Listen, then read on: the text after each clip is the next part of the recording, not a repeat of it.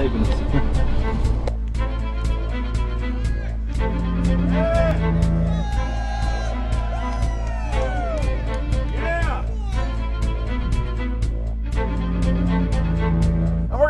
Here for the next 3 days while you try to chart the future of our destiny. We're taking our destiny back. You're not our gods or our masters. We witnessed at least 7 convoys of armed Secret Service entering the Westfield's Marriott, and internal sources confirmed that both candidates did attend at least one meeting inside the conference. While the Bilderberg Group was 100% successful in 2008 at keeping their name out of the mainstream media, they did not fare as well when it came to the exploding independent press. During the entire 2-day event, anti-New World Order protesters and alternative media encircled the hotel. You are being exposed everywhere! From David Rockefeller, from John Edwards, from Bill Clinton. Your game of secrecy is over! You're gonna pay! Get him! It's up close! You piece of filth! You piece of trash! This is Bernanke, man! Bernanke, you're going down!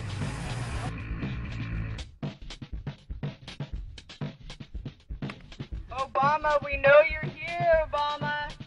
You cleared your schedule for the next 3 days. We know you're in Virginia.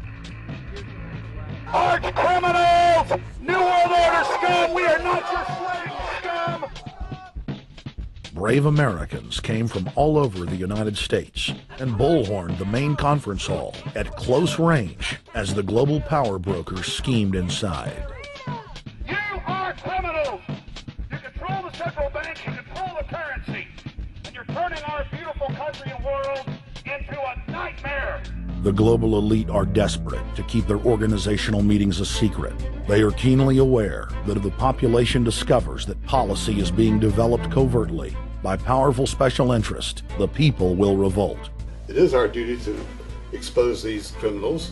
It's a criminal act under federal law for federal officials to have private meetings to discuss world policy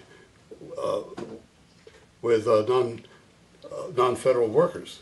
So everybody from the State Department, Treasury Department, White House, Defense Department, and others who show up, as they always do, they're committing a criminal act simply by being here to attend a secret meeting with officials from other countries to discuss U.S. policy in the world.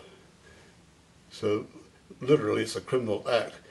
And every newspaper, every broadcaster has a patriotic duty to expose these scum and the evil they project. The election primaries served as a great diversion, while the true future course of the nation was being set behind closed doors. You've got, obviously, the Bilderberger Group, founded by the former Nazi Prince Bernhard of Holland. You've got the Trilateral Commission, founded by David Rockefeller's Zbigniew Brzezinski. They're the ones who ran the Carter administration. Everybody in the Carter administration, from Carter and Mondale and Volcker and Brzezinski, were all members of the Trilateral Commission. Founding member of rap sensation Public Enemy, Professor Griff, gave us his view of the Obama phenomenon. Barack Obama's been given a pass by the Blue Bloods. He's been given the okay by certain secret societies for them to let him in. I truly believe imperialism and fascism needs a facelift. And that facelift is going to have to be black. And the reason why I believe that, simply because I think they're trying to go into Africa. Well, they're already in Africa. But they want to totally control all the natural minerals that they're going to need to carry themselves into the 21st, 22nd, and 23rd centuries.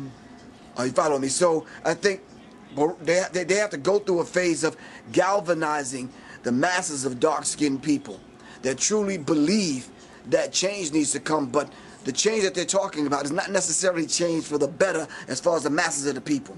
It's probably a better change for them. It's not going to change for us, the little man on the totem pole.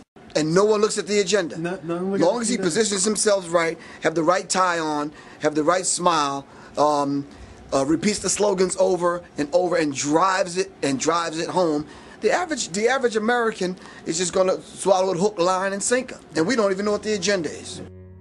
Writing in his 1964 book With No Apologies, Senator Barry Goldwater said, "The Trilateral Commission is intended to be the vehicle for multinational consolidation of the commercial and banking interest by seizing control of the political government of the United States. The Trilateral Commission represents a skillful, coordinated effort to seize control and consolidate the four centers of power: political, monetary, intellectual, and ecclesiastical. What the Trilateral Commission intends is to create a worldwide economic power superior to the political governments of the nation-states involved. As managers and creators of the system, they will rule the future." Bilderberg issues executive decisions and prime directives to its subdirectorates for implementation. The Trilateral Commission takes the Bilderberg Group agenda and executes it through regional roundtable groups throughout Europe, Asia, and the Americas. The Council on Foreign Relations serves as the managing roundtable group in the United States sector. The Council on Foreign Relations has dominated every administration since the days of FDR.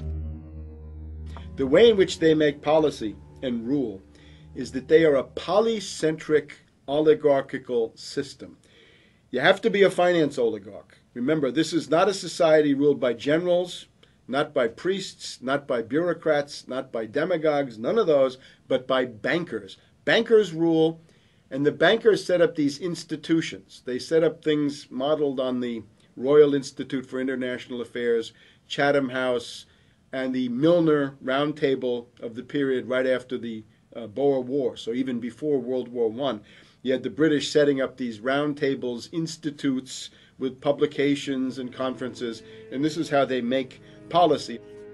Upon Obama's inauguration, members of the Bilderberg Group, Trilateral Commission, and CFR flooded into every position of power in the executive branch, replacing Trilateral Commission and CFR members who previously filled the positions during the Bush administration.